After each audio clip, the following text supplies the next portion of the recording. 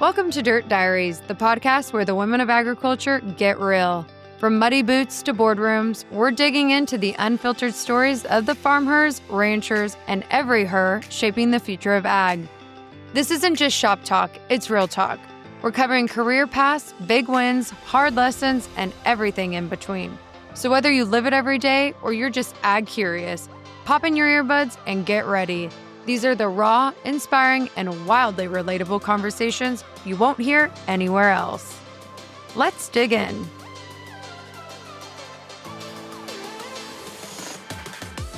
Hey everyone, welcome back to Dirt Diaries. Today I'm sitting down with someone who brings Southern roots, Western grit, and a whole lot of heart to everything she does.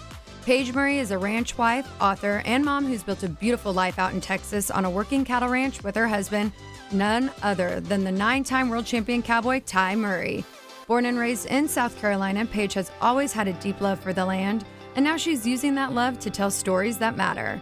In our conversation, Paige shares her journey from city life to ranch life and how she's now using her writing, especially her children's book, Rosie's Wild Ride, to help kids dream big, embrace who they are, and learn the values that come from a life lived outdoors. We talk about motherhood, preserving the Western lifestyle, and the power of raising the next generation with both strong roots and wild dreams. She also lets us in on some fun personal stories, from her family's connection to astronaut Charlie Duke, to her thoughts on reality TV and guilty pleasures. Paige is as thoughtful as she is inspiring, and I know you all are going to love this conversation. So, let's get dirty with Paige. Well, Paige, thank you so much for being on the Dirt Diaries with me today. You are one busy person, as always. We've always known that about you. As soon as you broke ground on being in the Western industry, the ag industry, being a wife, a mom, all the fun things, I know you are no short of filling up that calendar of yours. But what I think is super cool, I'm going to play a game with you, but real quick, kind of just tell our viewers a little bit about yourself, because you have a fun story. It's different, and you live out on the land, and you really love it. Yeah, thanks. I'm so glad I get to talk to you, and what an exciting new podcast. Yeah, so I live in Stephenville, Texas, and my husband is Ty Murray. He's a 9-time world champion cowboy, if you haven't heard of him, and a co-founder of the PBR, and we live on a cow-calf operation here in Stephenville, Texas. So we have 2,800 acres and run Angus cows and Charolais bulls, and so that's our ranching operation, the side of things here. I majored in animal science with a concentration in equine business at Clemson University. Okay. And I don't know if I knew that. That's cool. Yeah. What did you want to, or what was your thought behind that? Did you always love animals? And you sounds like you grew up because I could be wrong. I thought you grew up in Alabama, but no. South Carolina, close. Okay. We sound the same. Yeah. Okay. So have you always had a love for agriculture and farming and ranching? Yes, I have. Yeah, I grew up in South Carolina, and it's so different in South Carolina than it is out here in the West. We don't have ranches everywhere, but Black Beauty was one of my favorite movies growing up, and The Horse Whisperer, and then 8 Seconds. So I just always romanticized the Western way of life and the cowboy lifestyle. And I lived in town. I lived in a real small town, but my grandmother lived out. She lived in an old southern plantation home and had some land and had some pasture pets, horses, and I fell in love with horses. And so she paid for my riding lessons. I started riding, and I just fell in love with it. And I've always loved animals. And ever since I was in first grade, I thought I wanted to be a veterinarian. And so that's what I went to school for.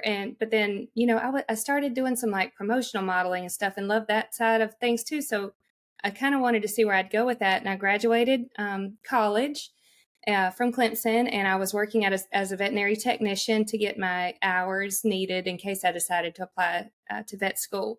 But I applied for the position of NASCAR's Miss Sprint Cup, and I got that job. I remember this. Yeah. So I started, traveling the country, and I got really familiar with broadcast journalism and just fell in love with it.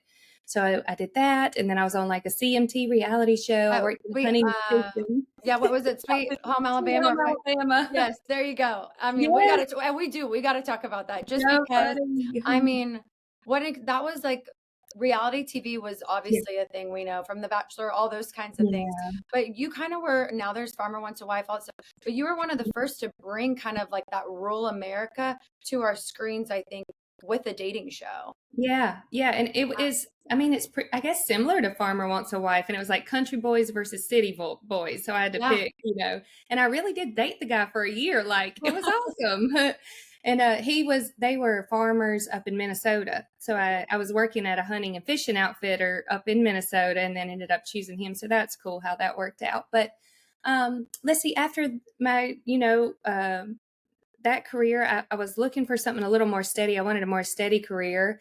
And a friend of mine from NASCAR said RFD-TV is hiring. So I applied for that job, moved to Texas in 2014, met Ty at the NFR. I was working for RFD-TV, and Ty was out there working, and we've just been inseparable ever since. So that's kind of my journey into the I love it. Western world, ag world, and all of that.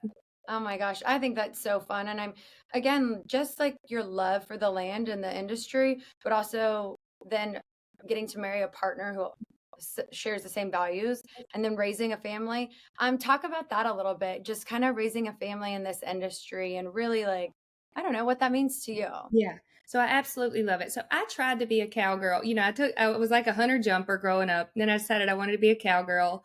I tried to barrel race, but honestly, like we couldn't afford it, and I couldn't afford a good horse, and I didn't have the experience, but it was fun. I Yeah. competed a little bit. I adopted an off the track thoroughbred with my tax return money. I think he was $500, because I was trying to train my like 20-year-old a horse that someone had given me to barrel race, but it was just a fun experience. But I've just always loved it. But, I didn't grow up in a cowboy life. And so it was just my dream of mine to live on a ranch and have all of these animals. And so meeting Ty was just like, wow, this is this is like the man of my dreams. We were just inseparable ever since we met. We share same values, same family values, the same love of the land, the same love for the like agriculture industry.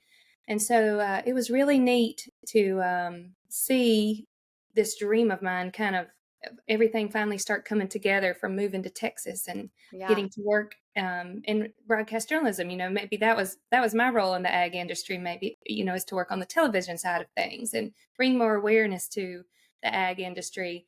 And so then we had our daughter Oakley. She was born in 2017, and I can't imagine a better life and a place to raise a kid. I've brought the funny farm to the ranch. Ty just had the cows and the horses, and I've brought the funny farm. And it just provides an opportunity to learn so many life lessons from your responsibility, hard work, the circle of life and death. Like she's exposed to that from an early age. And then compassion for animals, gentleness, but toughness, and just knowing how the world works and where our food comes from, and being an animal lover, but also respecting providing food for the country, for the world. And so I just can't imagine a better place to teach her these lessons. I mean, even like, the birds and the bees, it's easy to teach them that stuff on the ranch, and it's never awkward because it's just you're immersed in nature and life and being on the land. And when I was doing my research for my first children's book, Rosie's Wild Ride, I was talking a lot about being an ambassador for the agriculture industry. And I really want to bring agriculture into the homes of kids who aren't exposed to this. When you live where I live in Stephenville, everybody lives like on a little bit of They land. know. Yeah. Yeah, and you forget that so many people in the world aren't exposed to this lifestyle. And I was looking it up. I think there were 6.8 million farms in 1930, and then in 2023 it was down to like 1.89 million. And so it is like a dwindling lifestyle, that people aren't living on farms and ranches and family farms and ranches like most of our ancestors did. And I just think it's such a special way of life. I want to preserve it, and I want to educate people about it, because so many people, they don't have any experience or understand. So it's so fun to be able to share on my social media this wonderful community. I feel so thankful to be a part of the agriculture and Western community, and to be able to share our life with people, and just educate them about our love for the animals, our love for the land, and being stewards of the land, taking care of the land and the animals, and letting them see the real side of agriculture. Yeah, most definitely. I do have games that I want to play with you, but I think before we play them, just because it'll make sense with some of the questions, I have one of the books sitting here right now. I know you Yay! have more coming out that you're going to talk about. Talk about the books. Talk about kind of the driving force behind you even wanting to write a children's book. Obviously, I know having a family of your own, but just really go into that and why that was so important for you to do. Yes, so I've always loved to write. Ever since I was, in second grade, I loved to write stories, but I didn't think of it being a career or anything. I just Yeah. enjoyed it. Well, once I became a mom, I quit. I was traveling, trying to, being a behind the shoots reporter Mm-hmm. for You were Rodeo. gone a lot. You're on the road a lot. Yeah, on the Yeah. road a lot, hosting Yeah. cooking show, things like that. But my first priority was being a mom, and I wanted to be a stay-at-home mom like my mom was, and be there for all of Oakley's milestones, Yeah. because that was special to me with my mom growing up. And so I was, getting in the groove of things of being a mom, but I was missing something, a way to express my creativity and to have like a passion of mine that made me feel proud. So I said, we got Rosie. She's our Clydesdale horse. Ty got her. He wanted to turn a plow horse into a cow horse. It was kind of an experiment. And then he wanted something really safe for me and Oakley to ride out on the ranch. So Clydesdales are gentle giants. And we just fell in love with the breed. And so, he got her to her first Brandon after 30 days, and she was amazing. And people were following her story on Facebook. And I was like, wow, these animals have such a neat story. And I said, I think all these lessons Oakley's learning from the ranch would be amazing children's books. And we are underrepresented in the book market, the agriculture and Western industry. Like I went to Barnes and Noble, and there wasn't one horse book for kids out on the shelves. Oh, And so I wow. was really surprised Yeah. that there is a need for it and a market for it. And then I wanted it to be, Ty was so helpful in this, but I wanted it to be like authentic. All the drawings and the illustrations, even from the way Oakley's holding her rope, I wanted that to be, Ty helped me make that very authentic. So the people in the Western world would see it and feel its authenticity, but then other people that aren't in our industry outside would still understand it and get a glimpse of what everything really looks like. And so I started writing about Rosie, and some of the lessons in this book is like believing that you can. What if I can? And that's a big theme that came from one day we were down at the round pen with Oakley and Rosie, and she was 3.5. And she said she wanted to get on Rosie by herself. And I said, do you think you can get on that big horse all by yourself? And she said, what if I can? And I was like, just for a 3.5-year-old, that just touched me, because how many times as adults are we like, what if I can't? What if I fail? And she just had this like wonder and curiosity about her. Instead of being filled with doubt about herself, she was filled with wonder. And I was like, that's a true testament to the human spirit, because before we become aware of the shame and embarrassment that comes from failing. And so I thought that was a big lesson. And then another one with Rosie, she's obviously so different than our other ranch horses. And I was like, she's big and she's strong. So she's different, and she's trying these rodeo events, but the cat tells her, the grouchy cat thumbs tells her you're too big and too slow. You'll never be a rodeo horse. And, she isn't successful at many of the rodeo events, but she finds out what she's good at. She finds how her strength and her size are her natural talents that she was born with. And so it's like embracing your strengths instead of, um, feeling discouraged that you're different from other people or animals. And so that was kind of the theme of that book. And I just loved it. And Zonder Kids, published it. And then the pre-orders and the orders did so well, I got to write a second book that is now available for pre-order, called Rosie's Ranch Rescue. And it's got the grouchy cat thumbs. These are all real characters. This is our dog Pete. He's a black-mouthed cur that showed up as a stray on the ranch 3 years ago, the best dog in the world. And then Rosie and my daughter Oakley.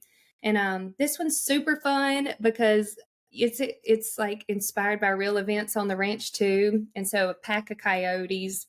Let's see, there's the coyotes. Oh, yeah. They are out for the new baby calves on the ranch. So they got to go out for a rescue, and it, celebrates like bravery, courage, teamwork. And then the end, it opens up to talk to your child about seeing things from a different perspective. This came from Pete got in a fight with a wild hog one day on the ranch, and it almost killed him. Oh, wow. And Oakley and I were there to witness it. Ty took care of the hog Yeah. once we got down to him, but we had to rush Pete to the vet. And that night, I think Oakley was 4.5. And she said, "Why? I'm so mad at that hog. Why did he want to hurt Pete?" And, we had to tell her, he was just protecting himself. All the animals are just trying to survive. And so that was like such a good lesson to talk to her about, Mother Nature, and even the coyotes, they're just trying to survive. So it's, you take care of your family, but then you get to see things from a different perspective too. So that was a fun one to write. That's so exciting. So Paige, we're here on Rural Radio, which is RFD-TV, part of that, and obviously the podcast, Dirt Diaries. It's FarmHer, RanchHer, and we have just been talking about obviously all the wonderful things, a little backstory on your life, but then the books you're writing. And I think a part of that is people listening to this podcast or listening to it on the radio. Most of them are connected to the land, but some aren't. And I think you mentioned something though about teaching your daughter and these experiences. Being a female and learning experiences on the ranch are one thing, but being able to teach them valuable lessons that they can take to the classroom, how they interact with other little kids, or take it in and have life skills and whatever she decides to do, whether she decides to go back to the ranch or, I don't know, go to Washington, D.C. one day and be a politician. You're teaching her these skills. And like you said, kind of like a Lion King method, like everything is a part of the circle, right? Like it's all part of the, animal kingdom, if you will, but learning these things at a young age, how valuable do you think that is? Yeah, I just can't think of a better place to learn these lessons for her. Whether it's being humble and hard work, and just being knowledgeable and connected to the land, and gosh, just the food industry, and where everything comes from. That'll help her, I think, helping make better decisions for the agriculture industry one day. We have a place in Crested Butte, and our neighbors are fifth generation ranchers in Colorado. And a lot of the folks from the urban areas voted to reintroduce wolves into Colorado. I see that side. Wolves are incredible, beautiful animals. But then you see the rancher sides of, wow, they're coming after our calves. This is our livelihood. And so I think just her having this knowledge that she can carry with her and continue to fight for the agriculture industry, and living, having boots in the dirt, boots on the ground, knowing what really affects ranchers and farmers, I think will be such a positive for her. And that it's like everything she's learning is so special. And it's really like the kids, when they see an animal die or a pet die, it's their first exposure to grief. Yeah. When a pet dies, and being able to understand the circle of life and death, and it just helps her navigate those stronger feelings when they're going to eventually come down the road and you lose, someone in your family, a grandparent or something. So all these lessons are just helping her to thrive. And I'm so thankful, she gets this experience. And then it's been really fun to like connect with the Texas and South Carolina 4-H programs. Okay, yeah, talk about that more. I know you had mentioned that connecting with those programs. Yeah, and so these books, 4-H, they have like Clover Kids for younger kids, and then the older kids, it's nice to be able to get this book in their hands and to inspire minds to maybe get involved in their agriculture program. So getting this book out there, I'm hoping it'll inspire kids to look into more programs like 4-H, in their community, and see what kind of agriculture programs they have out there. And so it's a special way to introduce kids to ranch life that just they don't grow up around it. And I get to Zoom a lot of classrooms. Oakley and I do some virtual readings, and I have done several in South Carolina. My sister is a teacher there too. And it was so interesting to hear these inner city kids ask questions about the ranch.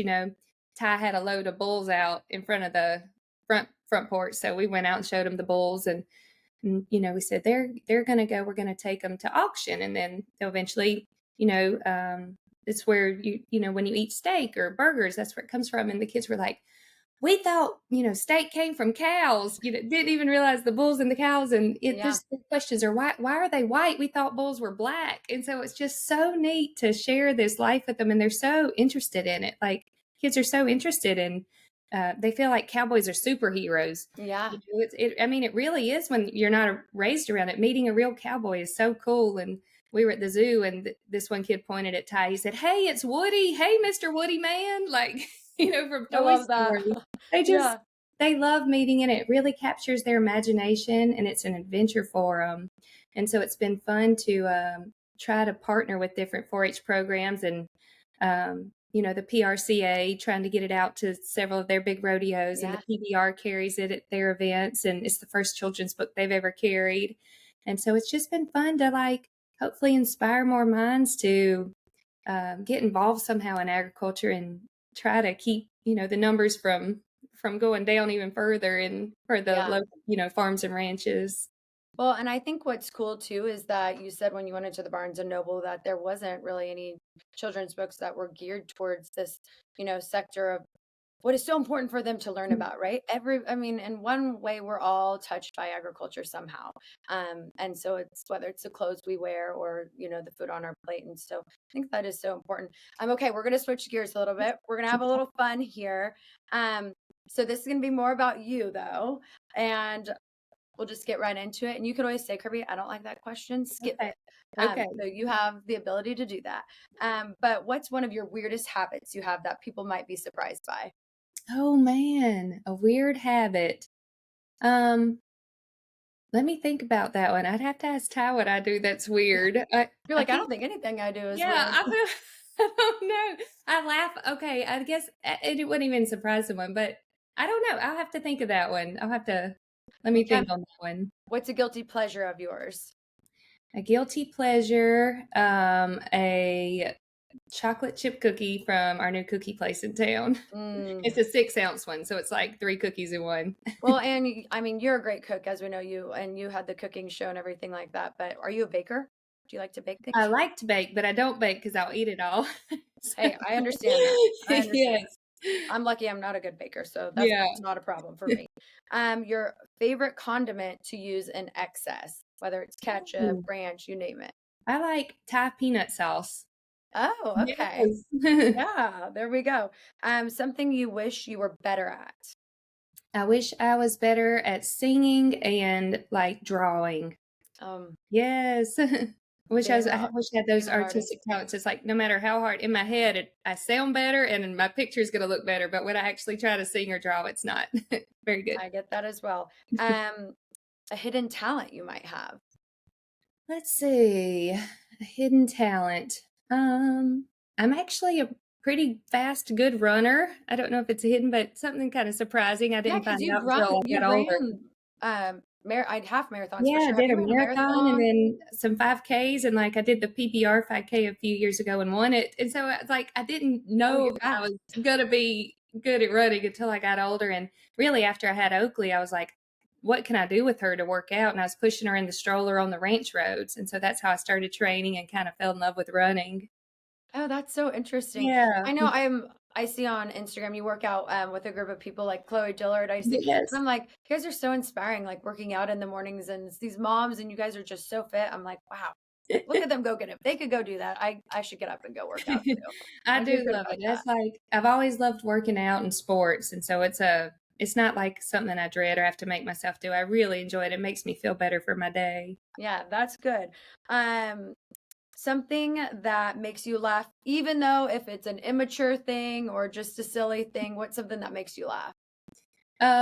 Let's see. Oakley always makes me laugh. She's the funniest kid, and I was raised in the South, with all these manners. I hate the word fart, and but when she see it made you laugh too. I'm But like, yeah, she that's funny. because I told her I hate it, she says it all the time, and so I don't know, all her funny jokes, the kid humor, with tooting and Oh yeah, pooping and all of the all things. that stuff. It just makes me laugh when she says it. I bet. Oh my gosh, that's great. One thing people may be surprised to know about you. I mean, especially for our listeners, I knew you were on a reality dating Yeah. TV show because I just think that's great.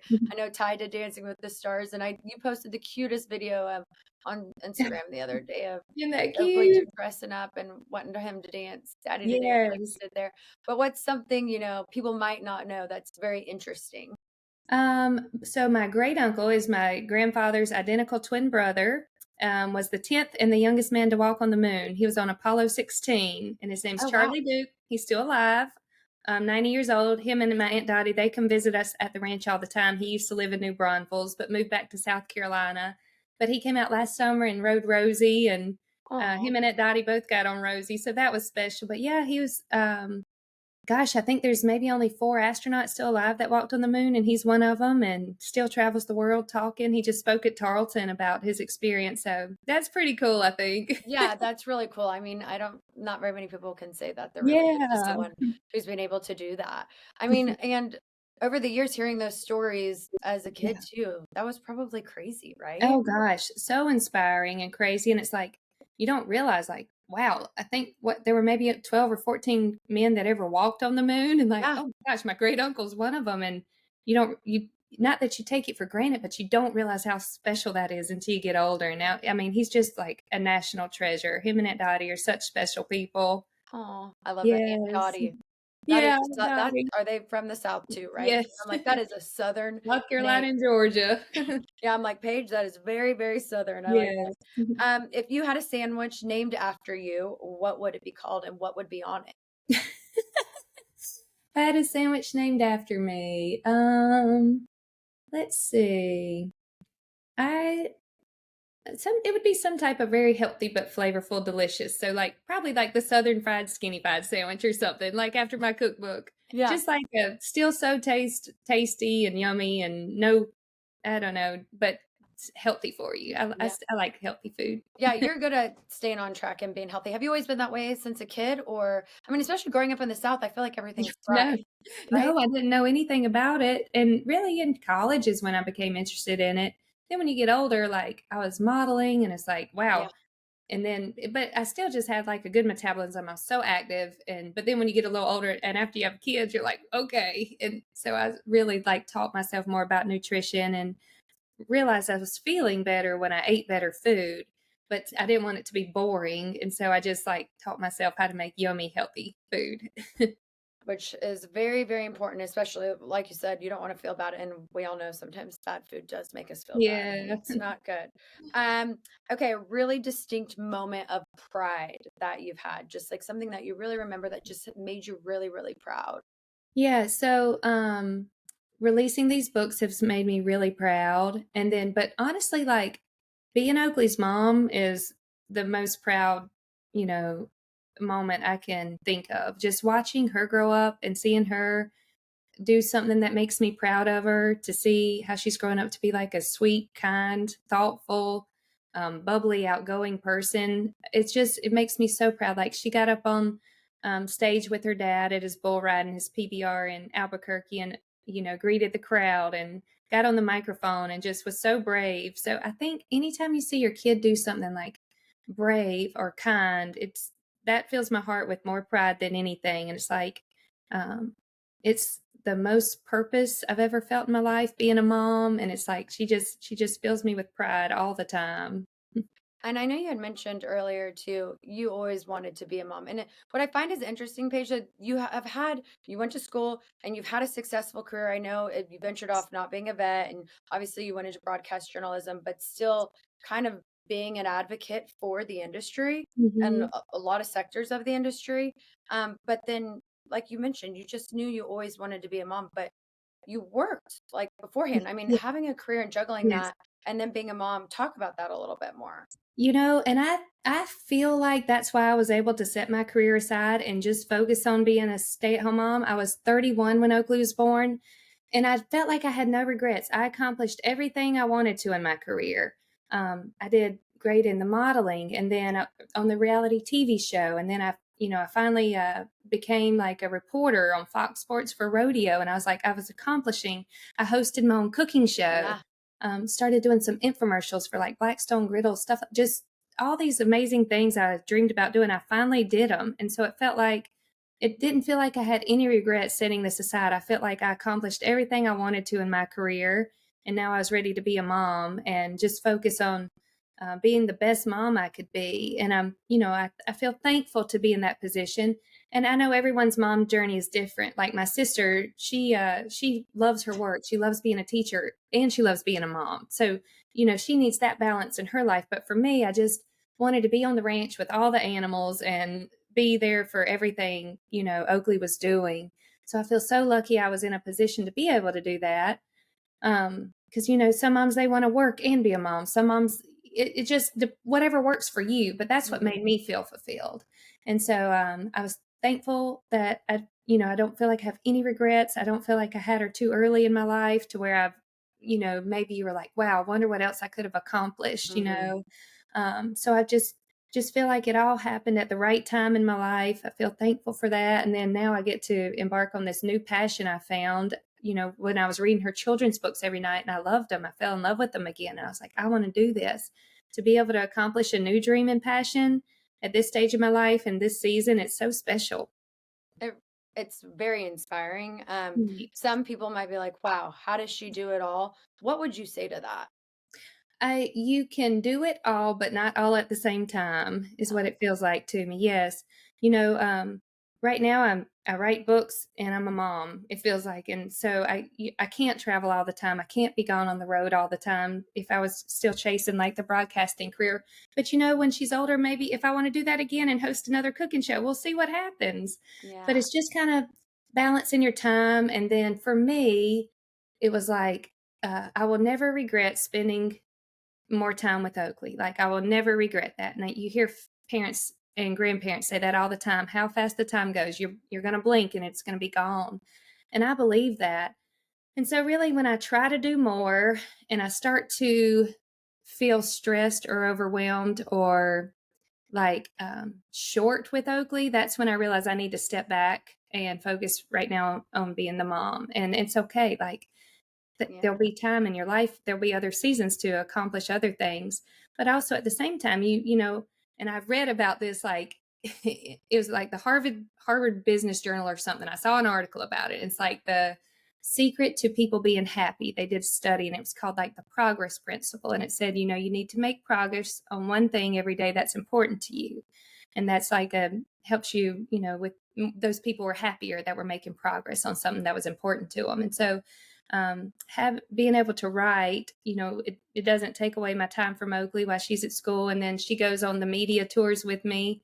She'll go to book signings with me. And so it's just like a fun way to still do something I love and enjoy, but include her. And Ty goes with me. So it's like everything we do is all like a big family affair. Ty takes us to his bull ridings. Yeah.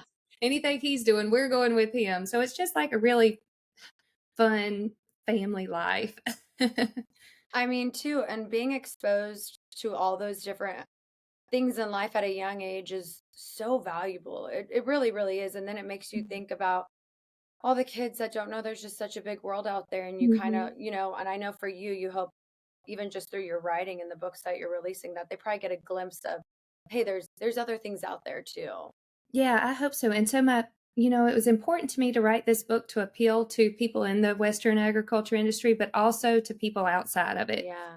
And so, most people outside the world, they call roping lassoing, and so I tried to blend the two worlds, and just something as simple as like, I think I tried to explain like, first I said, well, saddle bronc, first up is saddle bronc riding, in Rosie's Wild Ride, they tried a saddle bronc ride.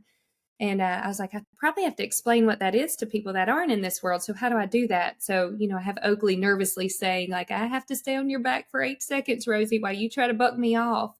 And so little things like that I really tried to think about in this book to appeal to all kinds of people, whether they're in the industry or not, to understand what's going on. And you throw her loop. Well, in one time I'll say her rope, and then I'll say her loop, so it kind of makes sense to everybody. And so that was a fun thing that I had to think about writing this, and so I hope it'll expose them to that. And then see one of my favorite, I included one of my favorite quotes in Rosie's Ranch Rescue, from John Wayne. And the poster's on hanging on those Oakley's wall, and it says, "Courage is being scared to death, but saddling up anyways." So that old cowboy wisdom, and just being able to put cowboy wisdom and our values, this agriculture industry, the values that ranchers and farmers have, family and uh, taking care of each other. It's all just like opens up conversations that people can have with their kids about things that Oakley's learned on the lesson she's learned on the ranch. So it brings that opportunity into your home to help talk to your kids about certain things. Yeah, and I know you mentioned too when we first started talking today that you share a lot of your life on social media, which we see, and it's very raw, it's real, it's kind of you guys just out there living on the land. Um, the negative side, have you had a lot of negative or backlash to any of that? People just saying you share too much or what's going on here, or just questioning you as a Yeah. person? So I most of the community I see is so supportive. When something goes viral, that's when you can start to get some negative comments and backlash. When something really takes off is when I notice it starts reaching people that aren't in your, I guess, your community that Hmm. are usually supporting you. And so you'll see the backlash. And it's just to be expected, but I really try to handle it with grace. And instead of answering in a way that's belittling or Yeah. attacking someone, I try to explain to them the reason behind things. And this is like a perfect example. I had a video of Ty training our donkey to pull a cart that he built, and it went viral. And I had a lot of these people coming out saying that donkey's too small, that animal abuse, things like that you just get when things go viral. You start hearing animal abuse a lot, and um, a lot of people, I think that's a big misconception in the agriculture industry, that the animals are abused in the rodeo industry and all that too. Yeah. So I really try to educate. And so what I did was I made a video of Oakley pulling the cart with her dad sitting on it. And it's just like the physics of the cart, how it's built, that the weight's over the axles of the tires, it's not on the back of the donkey. It showed Oakley pulling her dad in it. And it's like, it's educating people. And I think Hmm. that's if you can educate them, then they can still of course be left to make their opinions up, but at least they're coming from it with a place of knowledge and understanding of a bit of the agriculture industry, and then they can, hopefully it'll help them view things in a more positive light. Yeah. Well, and you are a positive person. You're very optimistic. I mean, you can just tell even talking to you, you kind of just even you shrug off any of the bad stuff if there is bad stuff. And then you kind of just keep pushing forward. I, Yeah. I mentioned social media, obviously, and being vulnerable and sharing your life, which we're thankful for that. So thank you for doing that because not only are you doing that for the industry, but just a little glimpse at, how fun you guys have as a family. But what are your hopes for Oakley? Because like I said, social media could be a scary, scary place. Yes. And especially Yes. for women, for females, and just the effects it could have on you, your self-esteem and stuff. What, Yes. what are your hopes for Oakley with that? You know, I feel like it's so easy to say you just want to shield them from them and not expose them to them, but then I feel like you're just throwing them to the wolves when they get older. Yeah. So with Oakley, I just hope to be a good example for her. I want to involve her in things I'm doing on social media, and then just let her start experiencing it little by little so she can start understanding how it works. Obviously, when she's old enough to get her own social media, I'm going to be on there too, have access to everything. But I just really hope that seeing how Ty and I handle it, and even, bringing up comments that maybe hurt our feelings and how we handle things and how you handle the negative, I hope she's just going to kind of be exposed to it and gain an understanding through um, just small exposures of these things, instead of just being thrown into it, getting backlash, Yeah. kids being mean. And so it's like, I think the Steiners have done a great job. Sid Yes. faced so much backlash. He was, ridiculed for wearing his hair in cornrows and leopard coats and all, and he competed. And then Rocker gets it too. He had longer hair, he had dreadlocks. But it just kind of fuels them to do it more. They don't shrink themselves. They're like, well, you're going to say this, I'm going to do it. I'm going to Yeah. put on They more don't for conform to the you. Yeah. criticism, and I really Yeah. do like that, which I think Yeah. is cool. So I Um, hope we can do that too.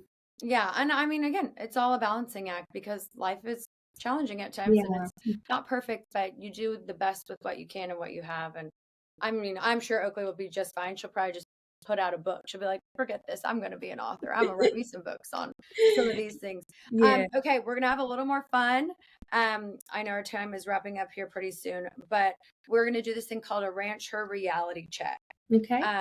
So this is just some questions, obviously you've already touched on this, but just a time where ranch life didn't go totally as planned, whether you guys were gathering cattle, because that could be challenging. It could be a Yes. reality check for you as a person, as a family. But any time that something didn't go as well or as planned as you wanted on the ranch.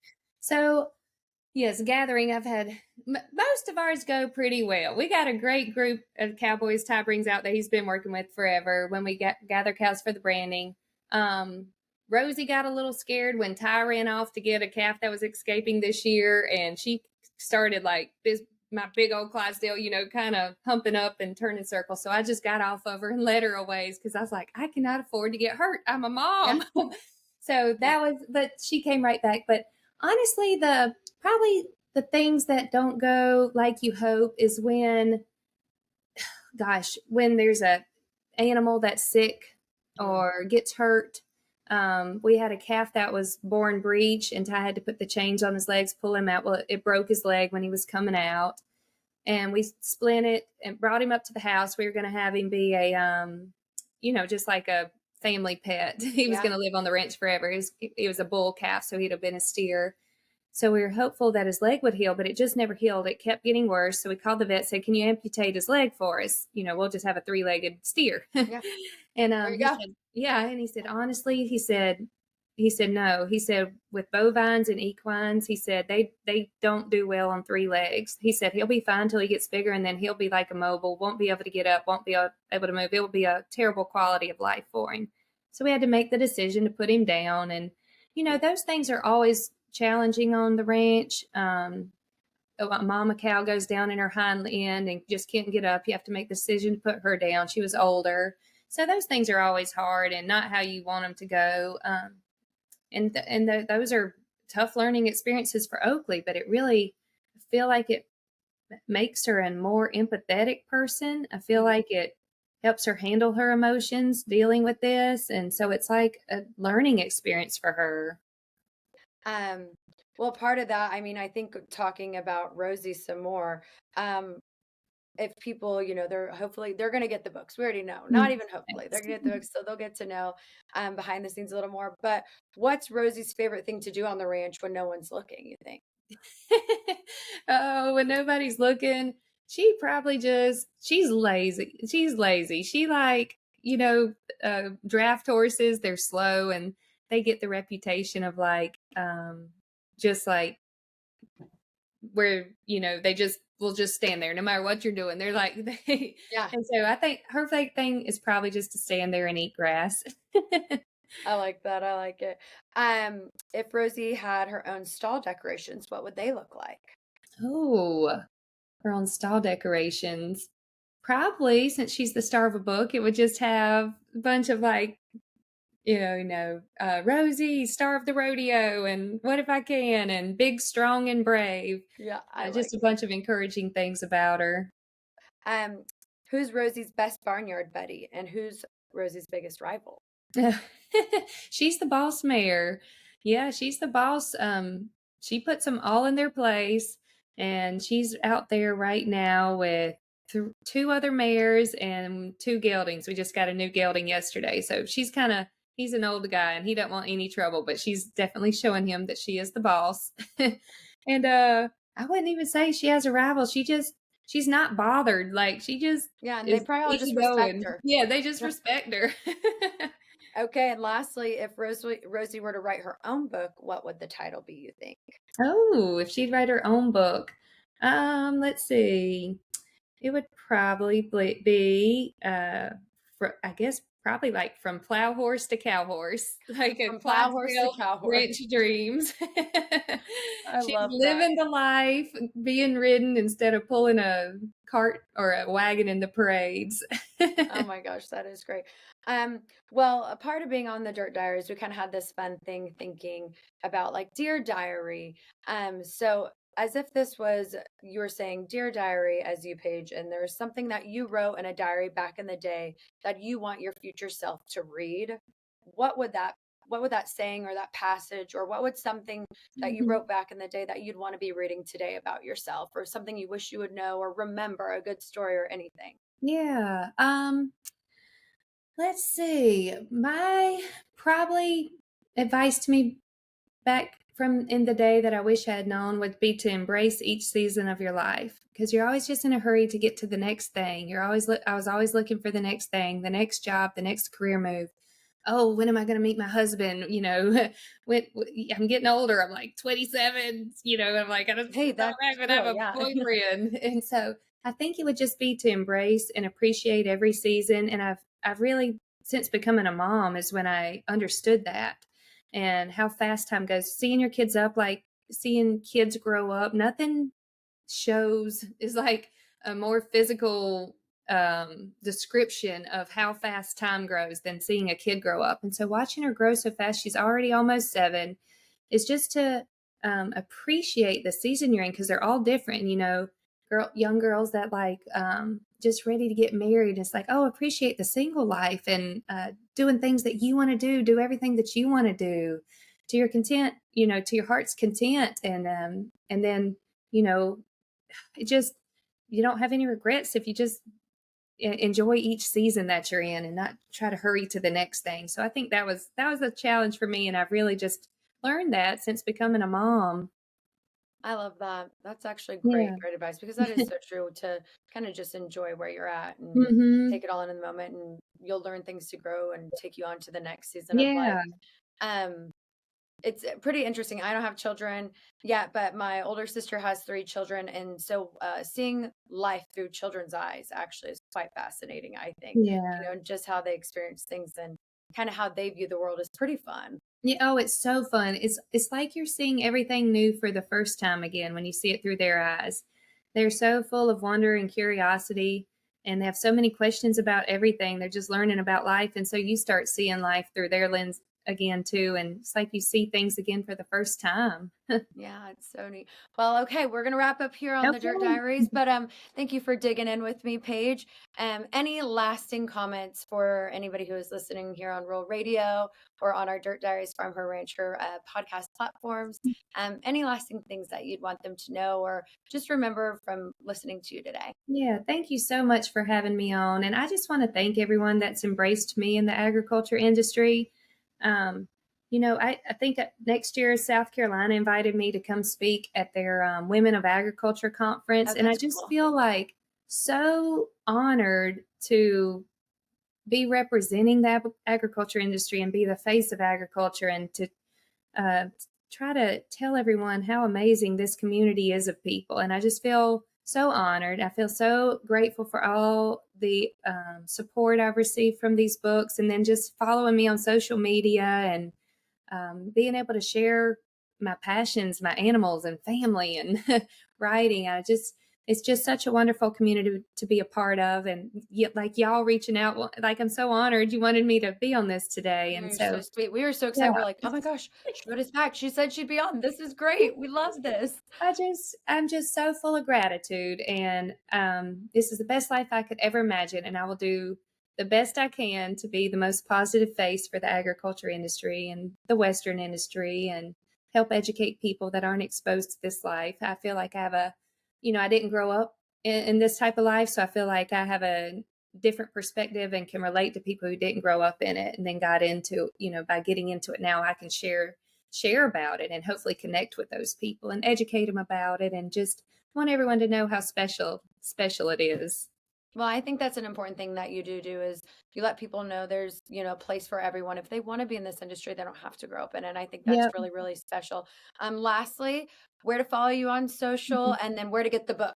Yes. And books, I should say books. Yay, I know. Yeah, so my socials, Instagram is Paige D. Murray, and Facebook is Paige Murray's Boots and Biscuits.